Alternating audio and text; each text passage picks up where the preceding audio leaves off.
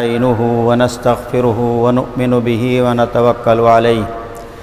ونعوذ بالله من شرور أنفسنا ومن سيئات أعمالنا من يهده الله فلا مضل له ومن يضلل فلا هادي له وأشهد أن لا إله إلا الله وحده لا شريك له وأشهد أن محمدًا عبده ورسوله أعوذ بالله من الشيطان الرجيم يا أيها الذين آمنوا اتقوا الله حق تقاته ولا تموتن إلا وأنتم مسلمون يا أيها الناس اتقوا ربكم الذي خلقكم من نفس واحدة وخلق منها زوجها وبث منهما رجالا كثيرا ونساء واتقوا الله الذي تساءلون به والأرحام إن الله كان عليكم رقيبا يا أيها الذين آمنوا اتقوا الله وقولوا قولا سديدا يصلح لكم أعمالكم ويغفر لكم ذنوبكم ومن يطع الله ورسوله فقد فاز فوزا عظيما أما بعد فإن خير الحديث كتاب الله وخير الهدي هدي محمد صلى الله عليه وسلم وشر الأمور محدثاتها وكل محدثة بدعة وكل بدعة ضلالة وكل ضلالة في النار أعوذ بالله من الشيطان الرجيم لقد كان لكم في رسول الله أسوة حسنة لمن كان يرجو الله واليوم الآخر وذكر الله كثيرا وقال تعالى في موضع آخر أعوذ بالله من الشيطان الرجيم فلا وربك لا يؤمنون حتى يحكموك فيما شجر بينهم ثم لا يجدوا في أنفسهم حرجا مما قضيت ويسلموا تسليما اللهم صل على محمد وعلى آل محمد كما صليت على إبراهيم وعلى آل إبراهيم إنك حميد مجيد اللهم بارك على محمد وعلى آل محمد كما باركت على إبراهيم وعلى آل إبراهيم إنك حميد مجيد برادران اسلام، ہم ایک مسلمان ہیں اور مسلمان ہونے کے ناطے ہمارا یہ تعلق ہے نبی کریم صلی اللہ علیہ وسلم سے اور سب سے پہلے اللہ تعالیٰ سے۔ اللہ تعالیٰ پر ہمارا ایمان اور رسول اللہ صلی اللہ علیہ وسلم پر ہمارا ایمان ہے۔ ہم شہادتین کا اقرار کرتے ہیں، اشہد ان لا الہ الا اللہ وان محمدً عبدہ ورسولہ، کہ میں گواہی دیتا ہوں کہ اللہ کے علاوہ کوئی معبود برحق نہیں اور محمد صلی اللہ علیہ وسلم اللہ کے بندے اور اس کے رسول ہیں۔ اللہ تعالیٰ نے ہمیں مسلمان بنایا اور ہمارے اوپر 5 چیزوں کو فرض کیا جس کو ہم ارکان اسلام کہتے ہیں۔ اس میں سے ایک شہادتین کا اقرار، اور دوسرا ہے نماز کا قائم کرنا، تیسرا ہے زکوٰۃ دینا، چوتھی چیز ہے رمضان کے فرض روزے رکھنا، اور 5ویں چیز ہے جس کے پاس استطاعت ہے وہ حج بیت اللہ ادا کرے۔ یہ 5 ارکان اسلام ہیں، ان پر ہر مسلمان کو عمل کرنا ضروری ہے جو جس کے لائق عاقل اور بالغ ہے تو اس کے اوپر نماز فرض ہے، صاحب زکوٰۃ ہے، مال و دولت کی اللہ تعالیٰ نے اس کو بہت کچھ دیا ہے، اس کے اوپر زکوٰۃ فرض ہے، عاقل بالغ ہے تو رمضان کا روزہ رکھنا ہے، اور اس چیز کو اللہ تعالیٰ نے مال و دولت سے عطا کیا ہے تو اس کو حج بیت اللہ ادا کرنا ہے۔ یہ 5 ارکان جو اسلام کے ہیں، ان تمام کو ماننا، دل سے زبان سے ان کا اقرار کرنا اور عمل کے ذریعے اس کو دنیا کے سامنے پیش کرنا، یہ ہمارے لیے ضروری ہے۔ تب جا کر کے وہ انسان ایک سچا اور پکا مومن بنتا ہے۔ مومن ہونے کے لیے دل سے تصدیق بھی ضروری ہے، زبان سے اقرار بھی ضروری ہے، اور عمل کے ذریعے اس کو بجا لانا بھی ضروری ہے۔ انہی ارکان میں سے ایک رمضان کا روزہ بھی ہے۔ ہم اللہ تعالیٰ پر ایمان رکھتے ہیں کہ اللہ تعالیٰ کی ذات ایک ہے، وحدہ لا شریک ہے، اسی کی صرف ہمیں عبادت کرنا ہے اور کسی کو اس کی عبادت کے اندر شریک نہیں کرنا ہے۔ اس کے اسماء اور صفات ہیں، اس کے اندر کسی قسم کی نہ تو تعویل کرنا ہے اور نہ وہ صفات کسی غیر اللہ کے لیے ہمیں فٹ کرنا ہے۔ مثال کے طور پر اللہ تعالیٰ ہی ہمیں اولاد دینے والا ہے، اللہ تعالیٰ ہے ہمیں بیماری سے شفا دینے والا ہے، تو اولاد دینے والا کسی اور کو نہ سمجھیں بلکہ صرف اور صرف اللہ تعالیٰ ہی کو سمجھیں۔ اس لیے اللہ تعالیٰ نے قرآن مجید کے اندر خاص طور سے اس کا بھی ذکر کر دیا کہ اولاد دینا یہ اللہ تعالیٰ کے اختیار میں ہے۔ اللہ تعالیٰ ہی کے لیے آسمان و زمین کی بادشاہت ہے۔ یخلق ما یشاء، جو وہ چاہتا پیدا کرتا ہے۔ یہب لمن یشاء الاناث ویہب لمن یشاء الذکور، جس کو چاہتا ہے لڑکیاں ہی لڑکیاں دیتا ہے، اور جس کو چاہتا ہے لڑکے ہی لڑکا دیتا ہے۔ او یزوجہم ذکرانا و اناثا، یا جوڑی دیتا ہے، لڑکا بھی دیتا ہے لڑکی بھی دیتا ہے۔ ویجعل من یشاء عقیما، اور جس کو اللہ تعالیٰ بانجھ بنا دیتا ہے، نہ لڑکا دیتا ہے نہ لڑکی دیتا ہے، تمام سے محروم کر دیتا ہے۔ تو یہ اختیار ہمیں کسی اور کے پاس نہیں مانگنا ہے، نہ کسی اور کے پاس جانا ہے لڑکا لڑکے مانگنے کے لیے، بلکہ اس کے لیے صرف اور صرف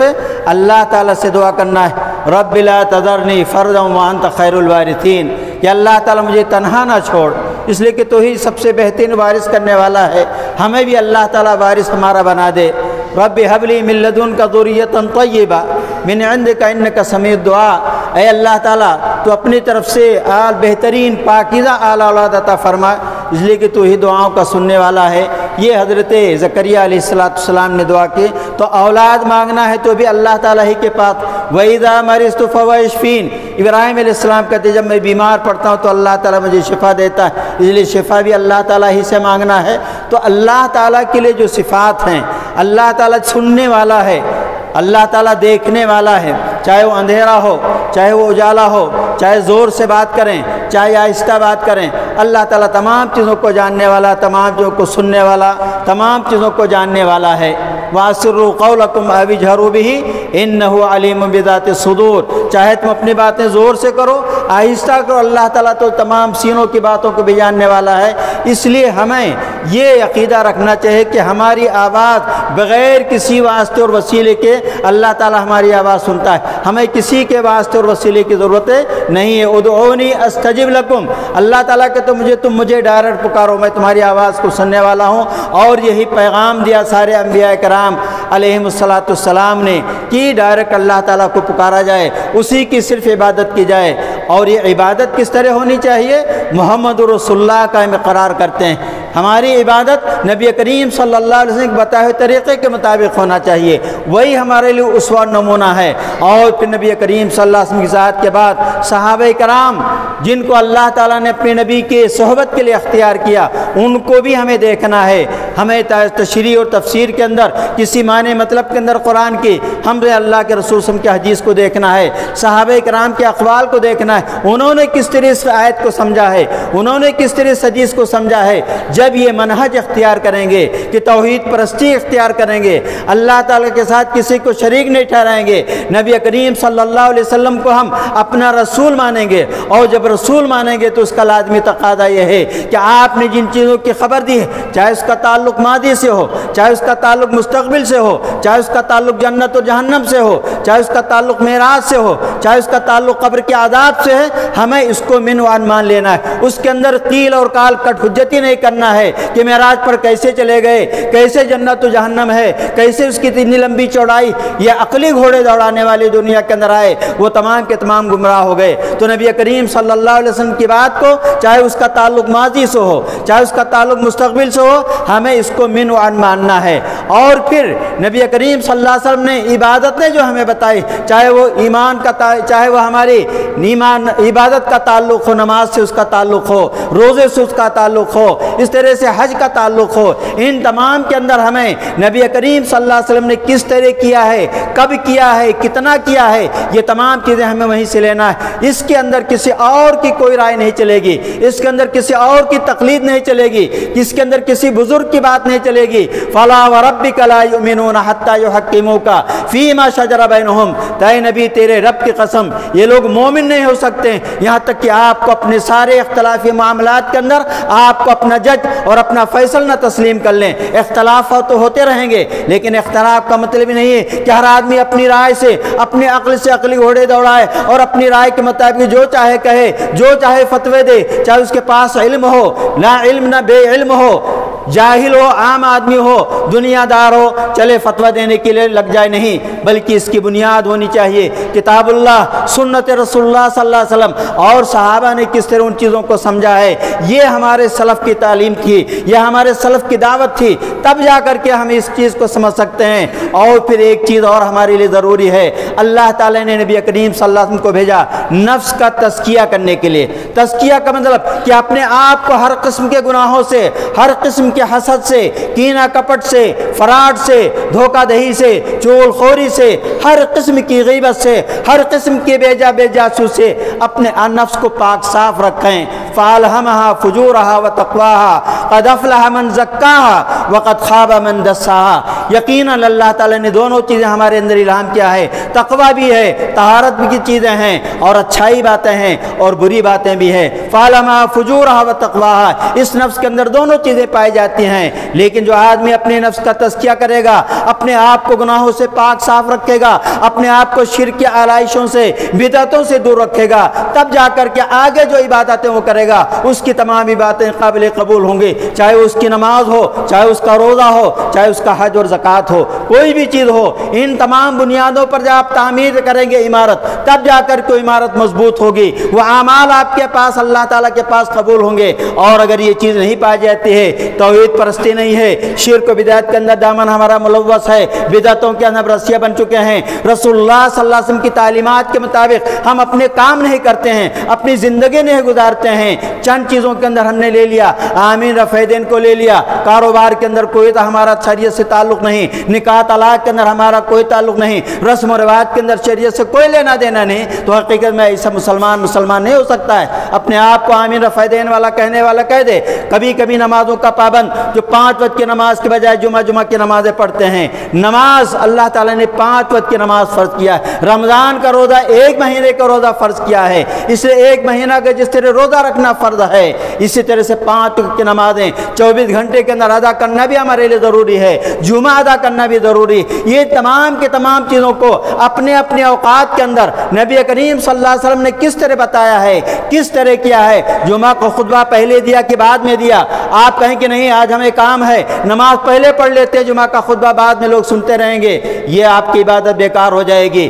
2 رکعت ہے جمعہ کی نماز، ہم کہیں آج اب دل بہت کہتا ہے، بہت خوش ہیں آپ، آج 4 رکعت جمعہ کی نماز پڑھ لیں، 6 رکعت جمعہ کی نماز پڑھ لیں، اسی چیز کو کہا جاتا ہے بدعت۔ اس لیے ہمیں چاہیے کہ ہر چیز کے اندر سنت اور بدعت کو ہمیں بھی جاننا ہے، جسے توحید پرستی کیا ہے، شرک کیا ہے، اس کو ہمیں جاننا ہے۔ ان دونوں کے درمیان تمیز نہیں کریں گے تو آپ غیر شعوری طور پر بھی کبھی بدعتوں کے اندر لگ جائیں گے، کبھی آپ شرک کے اندر مبتلا ہو جائیں گے۔ اس لیے آپ کی نماز ہے، یہ نماز کا عبادت کو ادا کرنا اور اس کا نتیجہ بھی ہمارے سامنے آنا چاہیے۔ اگر نتیجہ سامنے نہیں آ رہا ہے تو اس کا مطلب ہماری عبادت کے اندر کوتاہی ہے۔ نماز کے بارے میں اللہ تعالیٰ نے کہا، ہم سے کلمہ توحید پڑھتے ہیں، لا الہ الا اللہ، اللہ تعالیٰ کے علاوہ کوئی معبود حقیقی نہیں، لیکن ہم اللہ تعالیٰ کے علاوہ دوسروں کی عبادت کرتے ہیں، ہم اللہ تعالیٰ کی 5 وقت کی نماز عبادت نہیں کرتے ہیں، نہیں پڑھتے ہیں، تو ہم لا الہ کے اقرار کرنے والے حقیقت میں نہیں بنے ہیں۔ محمد رسول اللہ کو تسلیم کرتے ہیں کہ محمد صلی اللہ علیہ وسلم اللہ کے رسول ہیں،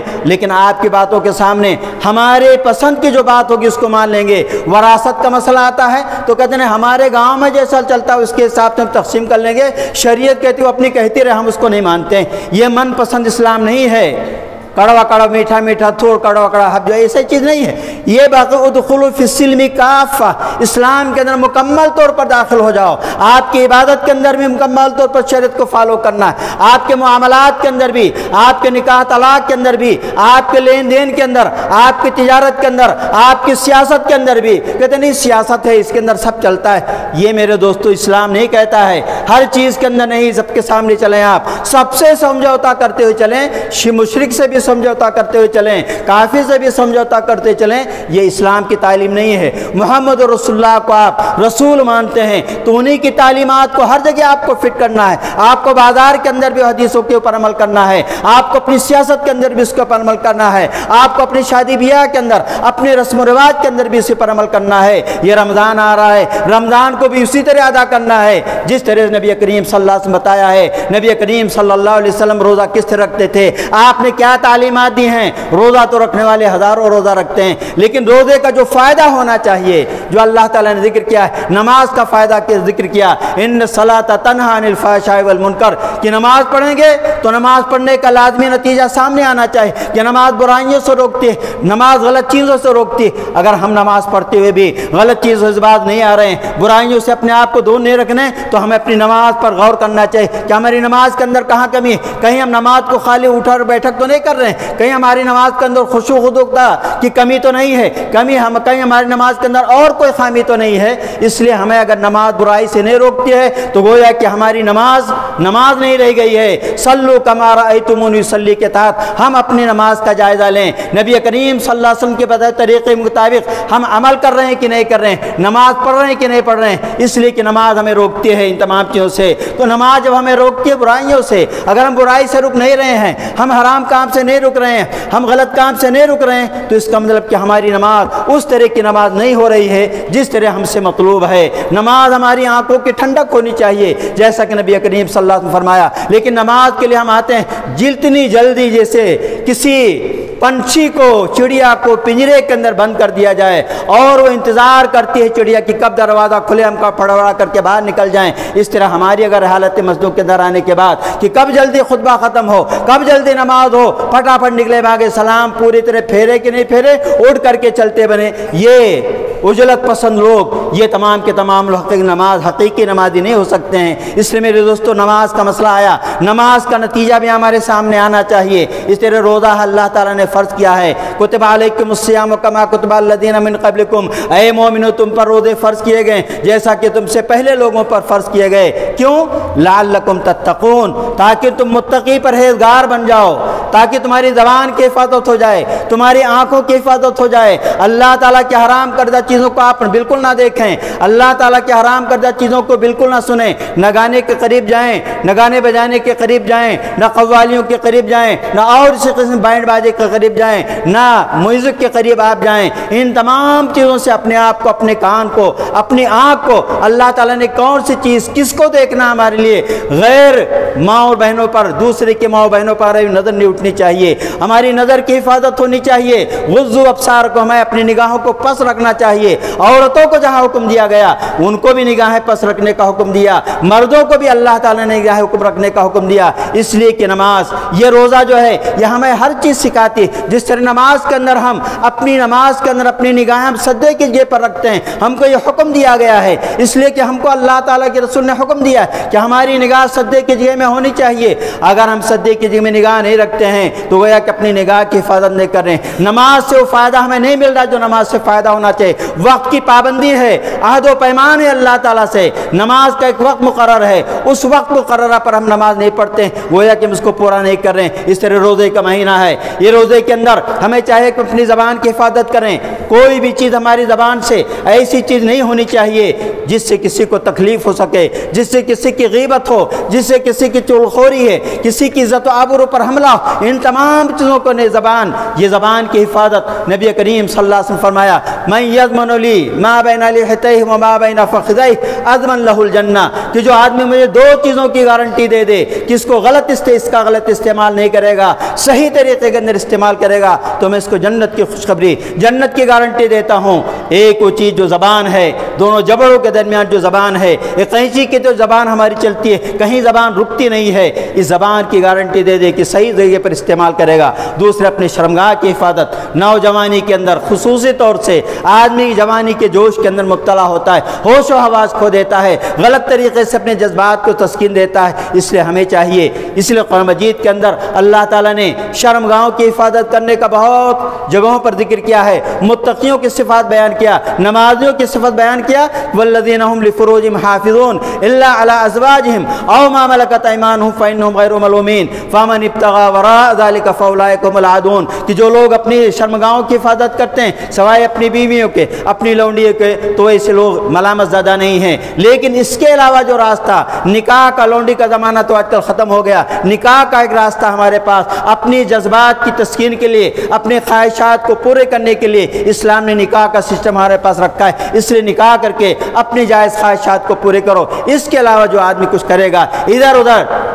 اپنے ہاتھ پیر مارے گا، فاولئک هم العادون فمن ابتغى غیر ذلک، اس سے ہٹ کر کے جو راستہ اختیار کرے گا وہ گویا کہ حد سے تجاوز کرنے والا ہے، سرکشی کرنے والا وہ آدمی ہے۔ اس لیے ہمیں اس رمضان کے مہینے کے اندر اللہ کے رسول صلی اللہ علیہ وسلم نے تربیت دی ہے کہ تم سے اگر کوئی لڑائی جھگڑے پر ہوتا ہے، جھگڑا گالی گلوچ پر اترا ہے، فإن صابه أحد فليقل إني امرؤ صائم، آپ نے فرمایا کہ اس کو لڑائی پتھر کا جواب پتھر سے نہیں دینا ہے، گالی کا جواب گالی سے نہیں دینا ہے، تھپڑ کا جواب تھپڑ سے نہیں دینا ہے، بلکہ اس کو کہنا چاہیے میں تو روزے دار آدمی ہوں، میں تیرے منہ نہیں لگتا، تو اس کو جو کہنا کہہ دے، اپنا سلامہ کہے، سلامتی کہتے ہوئے سلام کرتے وہاں سے ہٹ جائے، نکل جائے، لیکن شیطان ابھارتا ہے، جذبات اب برانگیختہ کرتا ہے، لڑائی کرنے پر آمادہ کرتا ہے۔ اس لیے شیطان کے بھائی نہ بن کر کے اس جگہ کو آپ چھوڑ دیجئے، اعوذ باللہ من الشیطان الرجیم پڑھ لیجئے، غصہ آتا ہے تو زبان کی حفاظت کے ساتھ ساتھ آپ کی ہر چیز کی حفاظت۔ نبی کریم صلی اللہ علیہ وسلم فرمایا من لم يدع قول الزور والعمل به فليس لله حاجة ان يدع طعامه وشرابه، کہ جو آدمی جھوٹ بولنا اور اس پر عمل کرنا نہ چھوڑے اس مہینے کے اندر، اس کے لیے کوئی ضرورت نہیں کہ اپنا کھانا پینا چھوڑ دے۔ کھانے پینے سے چھوڑنے سے کیا فائدہ ہوگا اگر آپ اپنی زبان کی حفاظت نہیں کرتے ہیں، آپ اپنے جھوٹ کو نہیں روکتے ہیں، آپ اپنی چیغہ چول خوری کو نہیں ختم کرتے ہیں، آپ اپنی غیبتوں کو ختم نہیں کرتے ہیں۔ اور اس غیبت کے اندر، اس چغل خوری کے اندر میرے دوستو، عورت کیا مرد کیا تمام کے تمام اس کے اندر موجود ہیں، کسی کو حقیر سمجھنے کے لیے۔ اس لیے سورہ حجرات کے اندر اللہ تعالی نے ارشاد فرمایا ولا يسخر قوم من قوم ولا نساء من نساء عسى ان يكون خيرا منهم ولا يسخر قوم من قوم عسى ان يكونوا خيرا منهم ولا نساء من نساء عسى ان يكون خيرا منهن۔ اللہ نے کہا کہ مرد مرد کا مذاق نہ اڑائیں اور عورتیں عورتوں کا مذاق نہ اڑائیں۔ ہو سکتا ہے کہ جو مرد اور جو عورت جس عورت کا مذاق اڑائیں وہ ان سے کہیں زیادہ بہتر ہوں۔ اس لیے ہر اعتبار سے مسلمان کی عزت کرنا سیکھنا، جو آدمی عزت کرانا چاہتا اس کو چاہے کہ دوسروں کی عزت کرنا سیکھے۔ وہ جب دوسروں کی عزت کریں گے تو آپ کے ساتھ وہ چیز کی جائے گی۔ اس لیے اس رمضان کے مہینے کے اندر میرے دوستو ہم لوگ یہ سمجھتے ہیں کہ رمضان کا مہینہ خوب اچھا سے اچھا کھانا بنا ہونا چاہیے، اچھی سے ڈش ہونا چاہیے، مختلف قسم کے انواع اقسام کی ڈشیں ہونی چاہیے، تب جا کر کے ہمارا رمضان اصلی رمضان ہوتا ہے۔ آج ہماری قوم نے افسوس کہ عرب کیا ہے عجم کیا ہے، سب جگہ پر ہم نے یہی دیکھا ہے کہ لوگ کھانے پینے کا مہینہ سمجھ لیا، اس کے اندر موٹے ہونے کا مہینہ سمجھ لیا، یہ کھانے پینے کے اندر اچھے خاصے پہ رقم خرچ کرتے ہیں۔ لیکن یہ حقیقت میں ہماری غلط فہمی ہے کہ رمضان کا مہینہ یہ کھانے پینے کا مہینہ نہیں، رمضان کا مہینہ موٹا ہونے کا مہینہ نہیں، رمضان کا مہینہ تو عبادت کا مہینہ ہے، رمضان کا مہینہ تو اللہ تعالیٰ سے گریزاری کرنے، اپنے گناہوں کے معاف کرانے کا مہینہ ہے، رمضان کا مہینہ یا قرآن کا مہینہ ہے، رمضان کا مہینہ دعاؤں کا مہینہ ہے۔ اس مہینے کے اندر جتنے زیادہ آپ عبادتیں کر لیں، جتنی زیادہ نمازیں پڑھ لیں، جتنی زیادہ قرآن مجید کی تلاوت کر لیں، آج کس دور کے اندر جس دور کے اندر ہم سانس لے رہے ہیں، یہ کہہ سکتے ہیں کہ بہت سارے لوگ کہ ہمیں تو پڑھنا لکھنا نہیں آتا ہے، ہمیں قرآن پڑھنا نہیں آتا ہے، لیکن ہم جس دور کے اندر سانس لے رہے ہیں، جس دور کے اندر ہم جی رہے ہیں، آج یہ تمام کے تمام کا حجت ختم ہو گئی۔ اس لیے کہ اللہ تعالیٰ نے موبائل کی شکل میں ایک بہت بڑی نعمت ہمیں دیا ہے۔ اس موبائل کا صحیح استعمال اگر کریں گے تو جو آدمی پڑھنا نہیں جانتا ہے اپنے موبائل کے اندر قرآن لوڈ کر سکتا ہے، سن سکتا ہے، جب چاہے اس کو ٹائم ملے جب وہ ایئر فون لگا کر کے سن سکتا ہے۔ آج یہ نہیں کہہ سکتا نہیں قرآن مجید ہمیں پڑھنا نہیں آتا، ہم تو جاہل آدمی، قرآن مجید کا ترجمہ سنتا ہے، قرآن مجید کی تفسیر سن سکتا ہے، یہ تمام کے تمام چیزیں۔ اور کوئی بھی چیز تو تقریریں آپ بہترین بڑے بڑے علماء کی آپ تقریریں سنیں، جنت اور جہنم کا بیان سنیے، روزے کے بارے میں سنیے، نبی کریم صلی اللہ علیہ وسلم کی تراویح کے بارے میں سنیے،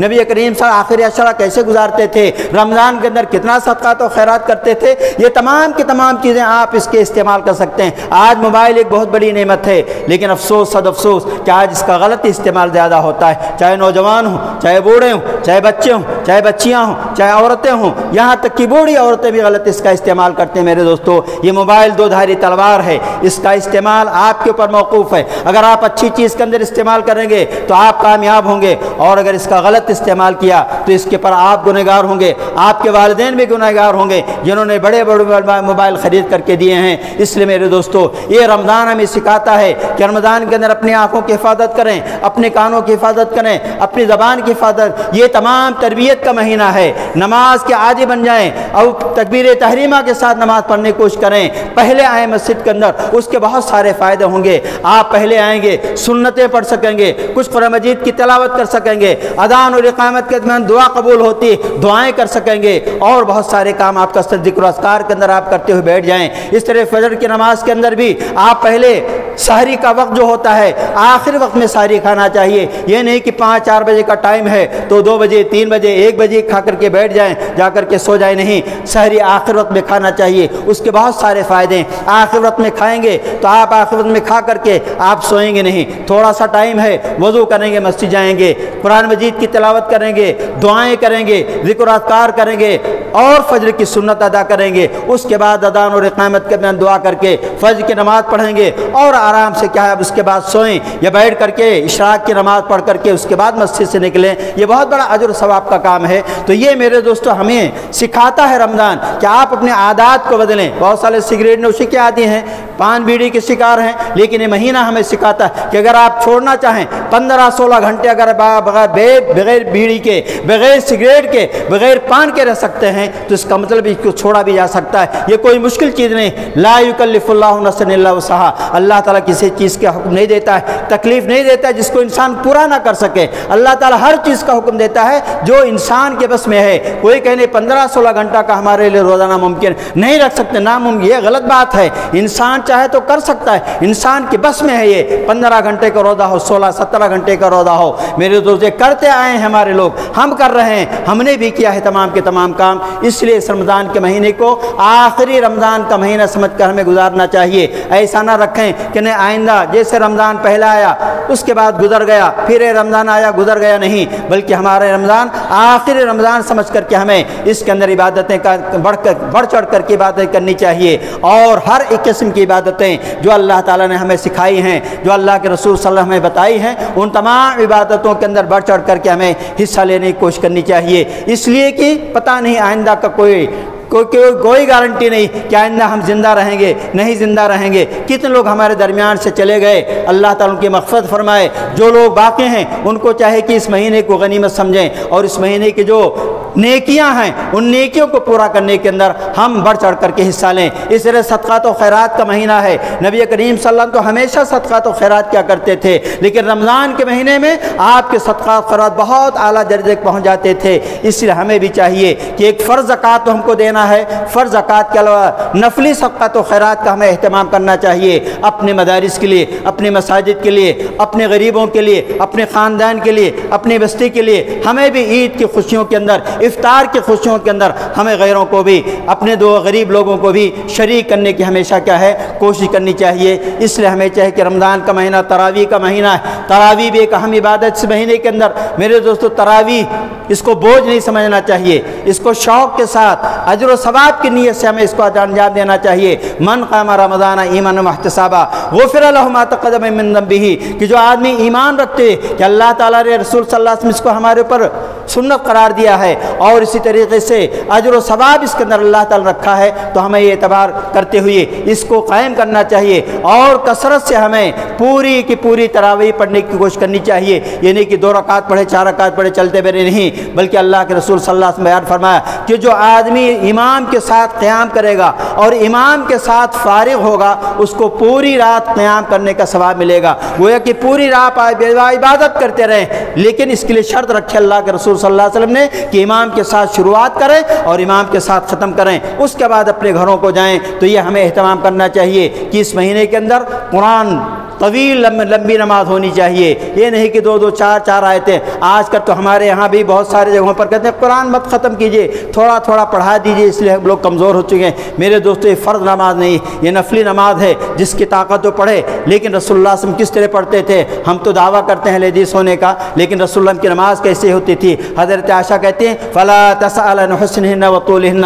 کتنی لمبی نماز ہوتی تھی، کتنی عمدہ نماز ہوتی، اس کے بارے میں سوال مت کرو۔ بڑی لمبی نماز، تراویح کا کا مطلب یہ ہوتا ہے کہ اتنی لمبی نماز پڑھ کے تھک جائیں، آپ کو آرام کرنے کی ضرورت پڑ جائے، اس لیے عرب کے اندر 4 رکعت کے بعد باقاعدہ آرام کرتے ہیں لوگ۔ تراویح ترویحہ سے نکلا ہے، تو لمبی نماز ہونی چاہیے، جہاں تک اس کے لمبی نماز پڑھنا چاہیے۔ البتہ یہ کہ ہمارے یہاں بہت سارے بزرگ لوگ بھی ہیں، ان کا بھی آدمی خیال رکھتے ہوئے اس کے حساب سے نہ بہت لمبی پڑھائے اور نہ بہت مختصر ہی کر دے، بلکہ ایک درمیانی نماز ہمیں کم سے کم پڑھ لینی چاہیے، اور کوشش کرنی چاہیے کہ زیادہ زیادہ قرآن مجید کی اس کے اندر تلاوت ہو اور لوگ سنیں۔ اللہ تعالیٰ سے دعا ہے کہ اللہ تعالیٰ ہمیں رمضان کے مہینے کو پانے کی توفیق نصیب فرمائے۔ اللہ تعالیٰ ہمیں رمضان کے مہینے کو جس طرح قدر کرنی چاہیے اس طرح قدر کرنے کی توفیق نصیب فرمائے۔ اللہ تعالیٰ ہمیں نمازوں کا پابند بنائے۔ اللہ تعالیٰ ہمیں ہر قسم کے نیک کاموں کے اندر آگے بڑھ کر کے حصہ لینے کی توفیق نصیب فرمائے۔ جو لوگ اس دنیا سے جا چکے ہیں اللہ تعالیٰ ان کی مغفرت فرمائے، اور جو لوگ بیمار ہیں ان کو شفائے کلی نصیب فرمائے۔ جو لوگ پریشان حال ہیں اللہ تعالیٰ ان کی پریشانیوں کو دور فرمائے۔